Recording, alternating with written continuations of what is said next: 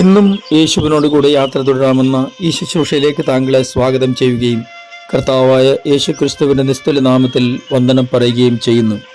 അനുദിന ജീവിതത്തിൽ ഏറ്റവും അത്യന്താപേക്ഷിതമായിരിക്കുന്ന കാര്യം എന്താണെന്ന് ചോദിച്ചാൽ ഓരോരുത്തർക്കും വ്യത്യസ്തമായ അനുഭവങ്ങളായിരിക്കും, വാക്കുകളായിരിക്കും, അഭിപ്രായങ്ങളായിരിക്കും ഉള്ളത് എന്നത് നമുക്കെല്ലാവർക്കും ഒരുപോലെ അറിയുന്ന കാര്യമാണ്. എന്നാൽ ഒരു ക്രിസ്തു ഭക്തനെ സംബന്ധിച്ചിടത്തോളം അവർ ഒന്നാമത്തെ പരിഗണന കൊടുക്കുന്നത് ദൈവത്തിനും ദൈവത്തിൻ്റെ വചനത്തിനും തന്നെയാണ്. അങ്ങനെ ദൈവത്തിൻ്റെ വചനം അനുദിനം ശ്രവിക്കുകയും അതിനനുസരിച്ച് നമ്മുടെ ചുവടുകൾ നീക്കിച്ചവിട്ടുകയും ചെയ്യാൻ തുടങ്ങുമ്പോൾ തീർച്ചയായിട്ടും ദൈവത്തിൻ്റെ അനുഗ്രഹം നമ്മുടെ മേൽ പകരപ്പെടാതിരിക്കില്ല എന്നുള്ള ഈ ചെറിയ ചിന്ത നിങ്ങൾക്ക് ഓരോരുത്തർക്കും അനുഗ്രഹമായി തീരട്ടെ എന്ന് പ്രാർത്ഥിച്ചുകൊണ്ട് അപ്പോസ്തലനായ പത്രോസിൻ്റെ 1-ാമത്തെ ലേഖനം 5-ാം അധ്യായം 6-ാം വാക്യം വായിക്കട്ടെ.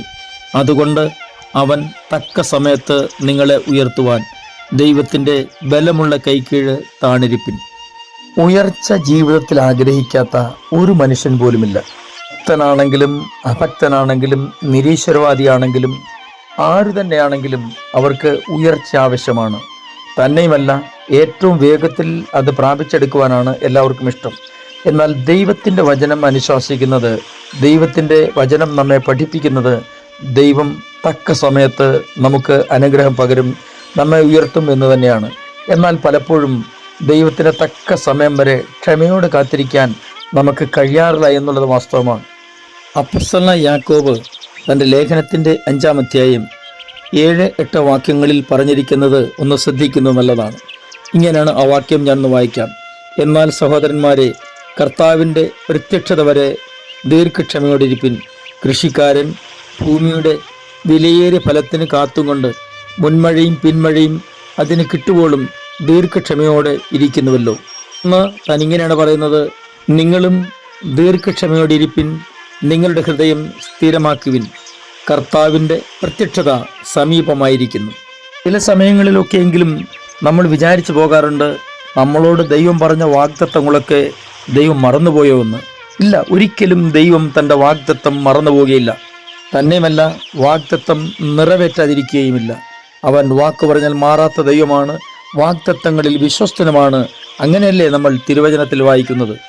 ഞാൻ നിന്നെ അനുഗ്രഹിക്കുമെന്നും നിന്റെ പേര് വലുതാക്കുമെന്നുമൊക്കെ അബ്രഹാമിനോട് പറഞ്ഞപ്പോൾ, നിന്നെ ഞാൻ ലോകത്തിൽ ബഹുജാതികൾക്ക് പിതാവാക്കുമെന്ന് അബ്രഹാമിനോട് പറഞ്ഞപ്പോൾ തീർച്ചയായിട്ടും ഏറ്റവും വേഗത്തിൽ അത് സംഭവിക്കുമെന്ന് പ്രതീക്ഷിച്ചെങ്കിൽ അതിൽ തെറ്റൊന്നുമില്ല.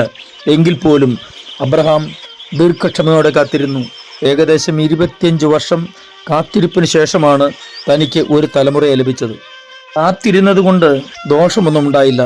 ആ തലമുറയുടെ പേര് നമുക്കറിയാമല്ലോ, ഇസഹാക്ക്. വാക്കിൻ്റെ അർത്ഥം ചിരി. തീർച്ചയായിട്ടും നിങ്ങളുടെ ജീവിതത്തിൽ ഒരു ചിരി, അതിൻ്റെ അനുഭവം കാണാനാണ് ദൈവം ആഗ്രഹിക്കുന്നത്. അതിനുവേണ്ടി ക്ഷമയോടെ കാത്തിരിക്കാൻ തയ്യാറെങ്കിൽ വാഗ്ദത്തം നിവർത്തിക്കപ്പെടുകയും നിങ്ങൾക്ക് സന്തോഷത്തിൻ്റെ അനുഭവങ്ങൾ ലഭിക്കുകയും ചെയ്യും. ആകയാൽ പ്രിയരെ, മടുത്തു പോകരുത്, ദൈവത്തിൻ്റെ സമയത്തിനായി കാത്തിരിക്കുക.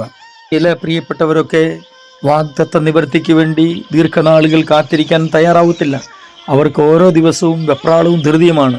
ഇതൊരു പക്ഷേ സംഭവിച്ചില്ലെങ്കിലോ, എൻ്റെ ആയുസ് കഴിഞ്ഞു പോവുകയാണ്, എൻ്റെ ആരോഗ്യം ക്ഷയിച്ചു പോവുകയാണ്, എൻ്റെ നാളുകൾ തീർന്നു പോവുകയാണ് എന്നൊക്കെ പറഞ്ഞ് സ്വയം പരാതി പറഞ്ഞുമൊക്കെ അവരിങ്ങനെ മുന്നോട്ട് പോകുമ്പോൾ ഒരു കാര്യം അവർ മറന്നു പോകുന്നു. ദൈവം വാഗ്ദത്തം ചെയ്തിട്ടുണ്ടെങ്കിൽ അത് നിവർത്തിക്കുക തന്നെ ചെയ്യും. ഞാൻ പലരോടും പറഞ്ഞിട്ടുള്ള ഒരു കാര്യം ഇവിടെയും ഞാൻ ആവർത്തിക്കട്ടെ. നിങ്ങളോടുള്ള ദൈവത്തിൻ്റെ വാഗ്ദത്തം നിവർത്തിക്കുന്നത് നിങ്ങൾ വെന്റിലേറ്ററിൽ കിടന്ന് അവസാന ശ്വാസം എടുക്കുമ്പോഴല്ല. നിങ്ങൾക്ക് തോന്നിയേക്കാം നിങ്ങളുടെ ആരോഗ്യം ക്ഷയിച്ചു പോയി, ഇനി സമയം തീർന്നു പോകുന്നു എന്നൊക്കെ. അല്ല, ഒരിക്കലും അങ്ങനെയല്ല. ദൈവം തക്ക സമയത്ത്, കൃത്യസമയത്ത് തൻ്റെ വാഗ്ദത്തം നിവർത്തിക്കുകയും നിങ്ങളെ മാനിക്കുകയും ചെയ്യും. ഒരു വിശ്വാസിയെ സംബന്ധിച്ചിടത്തോളം ജീവിതത്തിൽ ഓരോ പ്രശ്നങ്ങളുടെ മധ്യത്തിലും തളർച്ചയും തകർച്ചയും ഒക്കെ ഉണ്ടാവും. പക്ഷേ അവിടെയൊക്കെ അവർക്ക് ആശ്വാസത്തിന് ദൈവത്തിൻ്റെ വചനം കൂട്ടിനുണ്ടാവും. ദൈവത്തിൻ്റെ വചനത്താൽ അവർ ആശ്വസിക്കപ്പെടും. ദൈവത്തിൻ്റെ വചനത്തിൽ ആശ്രയിച്ച് അവിടെ നമുക്ക് അഭയം തേടാൻ കഴിഞ്ഞാൽ, ആശ്വാസം കണ്ടെത്താൻ കഴിഞ്ഞാൽ അതിനപ്പുറം ഒരനുഗ്രഹം മറ്റൊന്നില്ല. കാരണം നമ്മുടെ ഏതെങ്കിലും തകർച്ചയിലോ പ്രയാസങ്ങളിലോ ലോകത്തിൽ ആരെങ്കിലും, ഒരുപക്ഷെ നമ്മുടെ സ്നേഹിതന്മാരായിക്കൊള്ളട്ടെ, ആരുമായിക്കൊള്ളട്ടെ, സഹായം തന്നെന്ന് വന്നേക്കാം. എന്നാൽ അവർ അത് ഓർമ്മയിൽ സൂക്ഷിക്കും. ഏതെങ്കിലുമൊക്കെ സമയങ്ങളിൽ അവർ അത് എടുത്ത് വിളമ്പാൻ മെനക്കെടാതിരിക്കില്ല എന്നത് മറന്നു പോകരുത്. അപ്പോസ്തലന്റെ വാക്കുകൾ ഒന്നുകൂടെ ഓർപ്പിച്ച് ഞാൻ നിർത്തട്ടെ. അതെ, അവൻ തക്ക സമയത്ത് നിങ്ങളെ ഉയർത്തും. അതിനുവേണ്ടി ദൈവത്തിൻ്റെ ബലമുള്ള കൈക്കെഴുത്താണിരിക്കുക. തന്നെയുമല്ല, അവൻ നിങ്ങൾക്കായി കരുതുന്നതാകയാൽ നിങ്ങളുടെ സകല ചിന്താകുലവും അവൻ്റെ മേൽ ഇട്ടുകൊള്ളുവീൻ എന്നല്ലേ നമ്മൾ വായിക്കുന്നത്. അത് നമുക്ക് അനുഗ്രഹമായിരിക്കും എന്നുള്ളതിനും സംശയമില്ല. ഞാൻ നിങ്ങൾക്ക് വേണ്ടി പ്രാർത്ഥിക്കുന്നു. സ്വർഗീയ പിതാവേ, എൻ്റെ എല്ലാ പ്രിയപ്പെട്ടവരെയും അങ്ങയുടെ കരങ്ങളിലേക്ക് ഏൽപ്പിച്ച് അനുഗ്രഹിച്ച് പ്രാർത്ഥിക്കുന്നു. അങ്ങ് ഞങ്ങളോട് അരുളി ചെയ്തിട്ടുള്ള എല്ലാ വാഗ്ദത്തങ്ങളും തക്ക സമയത്ത് നിറവേറ്റപ്പെടുമെന്ന പൂർണ്ണമായ വിശ്വാസത്തോടെ അങ്ങേ പിൻപറ്റുവാൻ ഞങ്ങളെ സഹായിക്കണമേ. യേശുക്രിസ്തുവിൻ്റെ അൻപുള്ള നാമത്തിൽ തന്നെ ആമേൻ.